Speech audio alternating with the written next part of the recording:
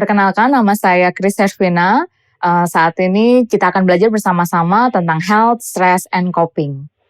Beberapa hal yang kita akan pelajarin hari ini adalah bagaimana penilaian kita terhadap stres, bagaimana tubuh kita akan berespon terhadap stres, dan beberapa pengalaman terkait dengan kejadian-kejadian yang membuat kita stres, dan bagaimana juga kondisi kesehatan dan kepribadian akan mempengaruhi seseorang lebih stres ataupun lebih rentan terhadap stres, dan bagaimana cara mengatasinya.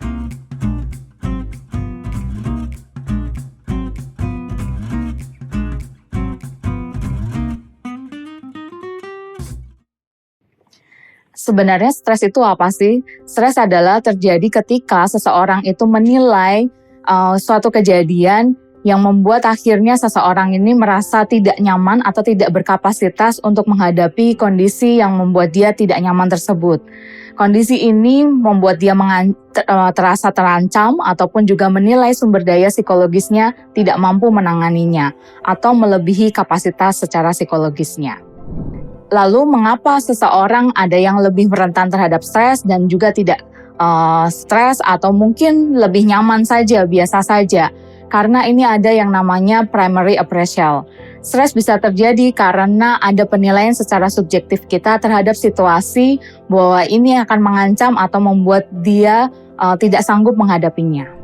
Adapun 3 penilaian utama terhadap kondisi atau situasi yang tidak nyaman, yaitu yang pertama adalah harm atau loss appraisal, kemudian threat appraisal, dan challenge appraisal.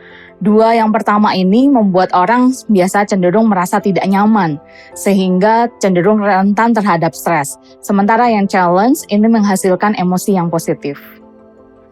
Beberapa respon terhadap kondisi yang tidak nyaman atau situasi yang membuat stres, tubuh kita akan refleks menjadi fight atau flight, berespon gitu ya, berespon untuk menghadapi ataupun kabur dari masalah atau situasi yang tidak nyaman tersebut.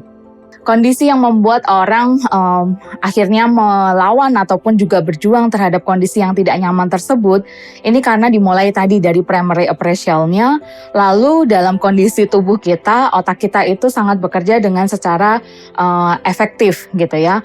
Berikut ini adalah proses aktivasi respon fight ataupun flight, kondisi di mana seseorang ini akan berjuang ataupun juga lari dari situasi yang tidak nyaman tersebut.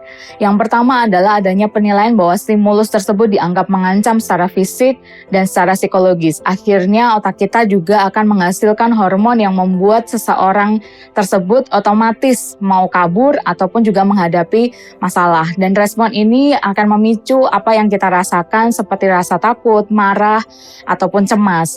Secara biologis, kelenjar kita akan menghasilkan hormon yang disebut adrenokortikotropik, yang kemudian akhirnya mengaktifkan saraf simpatik kita dan refleksnya adalah jantung berdebar gitu ya, berkeringat dingin dan yang lainnya. Sementara hipotalamus juga akan menghasilkan juga gitu ya hormon yang membuat kita juga calm karena mengaktifkan saraf parasimpatik kita, dan akhirnya membuat orang akan berespon fight atau flight respon itu sendiri. Kondisi yang membuat tadi berespon, bagaimana tubuh ini akan berespon fight atau flight, akhirnya membuat tubuh kita akan berespon terhadap kondisi yang tidak nyaman ini sangat berkorelasi dengan kondisi kesehatan kita. Beberapa yang terjadi pengaktifan tadi dari saraf simpatik dan parasimpatik akan menunjukkan gejala-gejala psikosomatis seperti rasa sakit yang sangat nyata seperti sakit perut, sakit kepala, flu, gatal, dan yang lainnya dalam kondisi yang mungkin bisa 1 minggu, 1 periode, ataupun juga beberapa bulan. Secara sederhana, psikosomatis ini terjadi adanya penilaian terhadap suatu kejadian yang dianggap mengancam dan memicu respon fight ataupun flight sehingga mengembangkan gejala psikosomatis. Gejala psikosomatis ini ada banyak dan masing-masing orang akan berbeda. Selengkapnya dapat dibaca di buku Plotnik. Beberapa respon terhadap gejala-gejala yang psikosomatis ini, ada beberapa orang yang mudah sekali mengenalinya, namun ada juga yang sulit mengenalinya. Karena kadang-kadang rasa sakitnya real sekali. Misalnya tingkat tekanan darahnya semakin meninggi gitu ya, kemudian kondisi flu sehingga imun sistemnya mudah sakit atau rentan sakit. Adapun beberapa kondisi dalam individu yang akhirnya mengembangkan gejala psikosomatis ini satu dengan yang lainnya akan berbeda. Beberapa hal yang akhirnya membuat orang lebih rentan psikosomatis seperti kondisi genetiknya, kemudian gaya hidupnya, dan juga bagaimana menilai suatu kejadian yang tidak nyaman itu sebagai suatu ancaman sehingga men-trigger berespon fight ataupun flight response.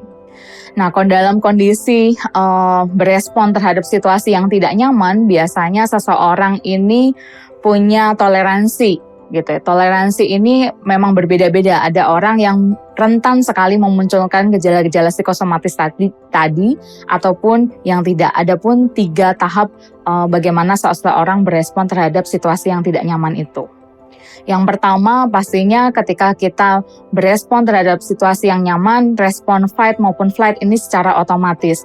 Dan ini akan menimbulkan gejala-gejala fisik yang sudah saya sebutkan tadi seperti tekanan darahnya semakin meningkat, detak jantungnya berdebar, ataupun sampai berkeringat. Lalu tahap yang kedua adalah resisten.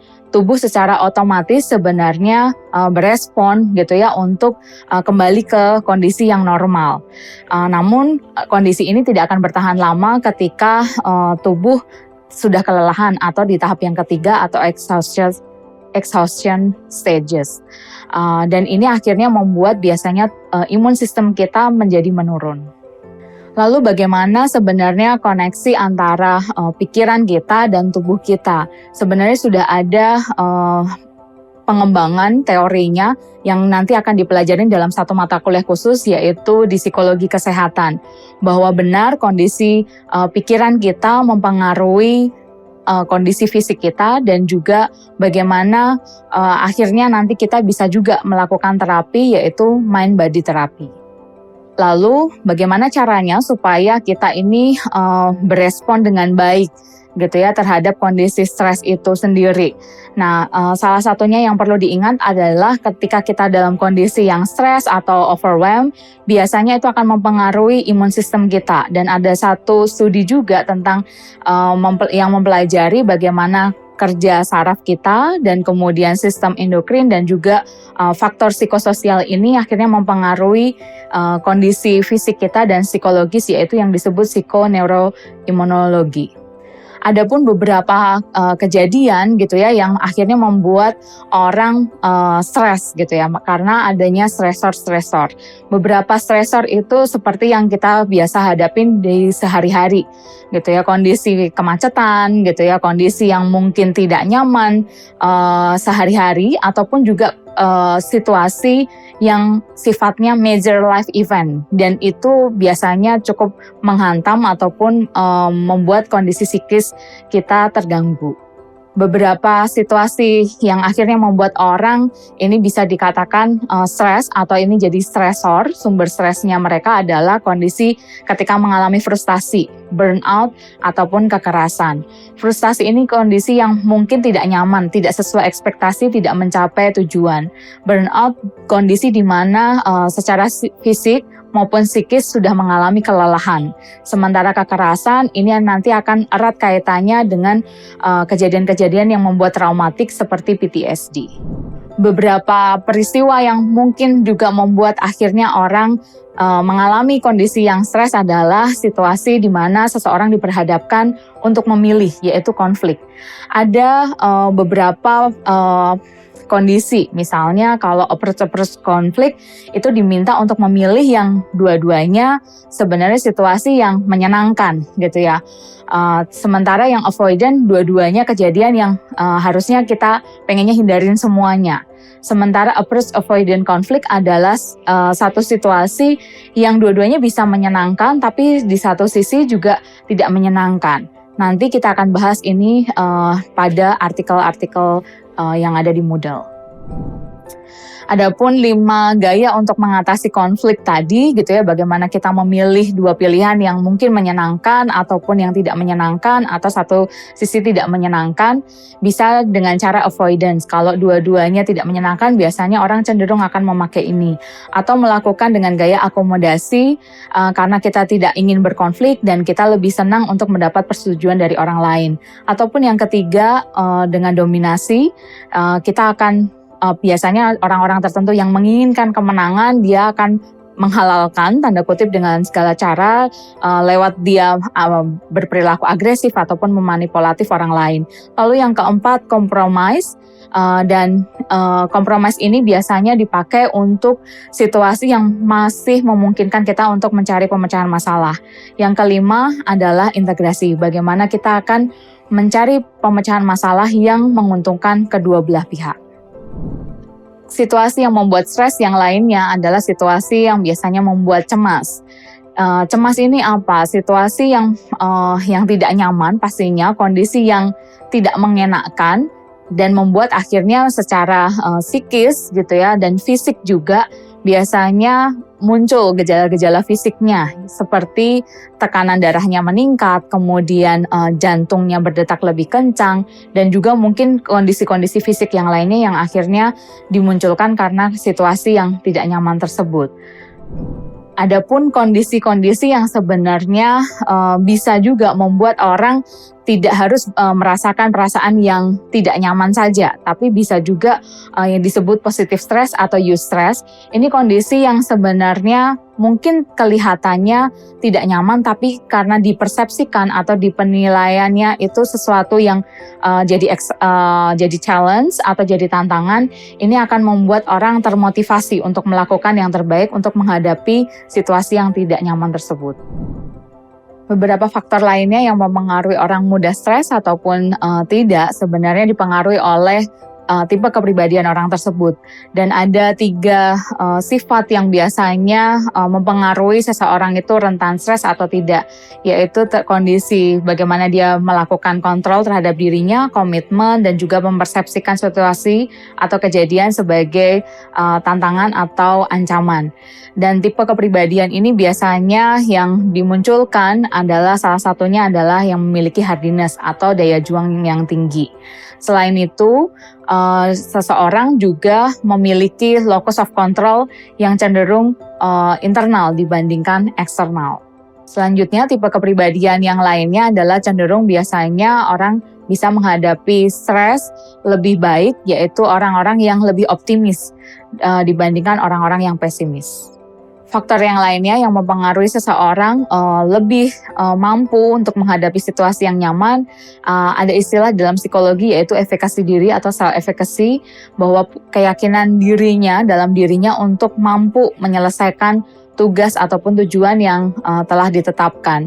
Self-efficacy ini penting gitu ya untuk dimiliki seseorang dalam situasi yang nyaman, dan beberapa hal ataupun yang membuat seseorang lebih memiliki self-efficacy diri adalah menggunakan pengalaman yang lalu ataupun juga membandingkan kemampuan pemecahan masalahnya dengan orang lain, bagaimana berespon terhadap masukan ataupun saran dari orang-orang di sekitar. Pada bagian ini, kita akan belajar bagaimana mengatasi stres itu atau yang disebut dengan coping stress. Coping stress ini erat sekali terkait dengan bagaimana kita menilai, sekali lagi menilai situasi yang tidak nyaman tersebut dan bagaimana akhirnya potensi yang kita miliki dapat mengatasi kondisi yang tidak nyaman tersebut. Adapun 2 coping stress yang kita pelajarin yaitu problem focus dan juga emotion focus. Adapun coping stress yang kita pelajarin yaitu problem focus, yaitu berfokus pada bagaimana memecahkan masalah, bagaimana kita mencari informasi agar kita bisa mengatasi situasi yang tidak nyaman tersebut. Sementara emotion focus secara singkat bagaimana kita deal dengan kondisi yang tidak nyaman tersebut dengan cara mencari dukungan sosial atau mendapatkan simpati dari orang lain, dan kadang-kadang ini cenderung menghindari situasi yang tidak nyaman tersebut. Demikian materi hari ini, semoga berguna dan kita akan ketemu di materi yang selanjutnya.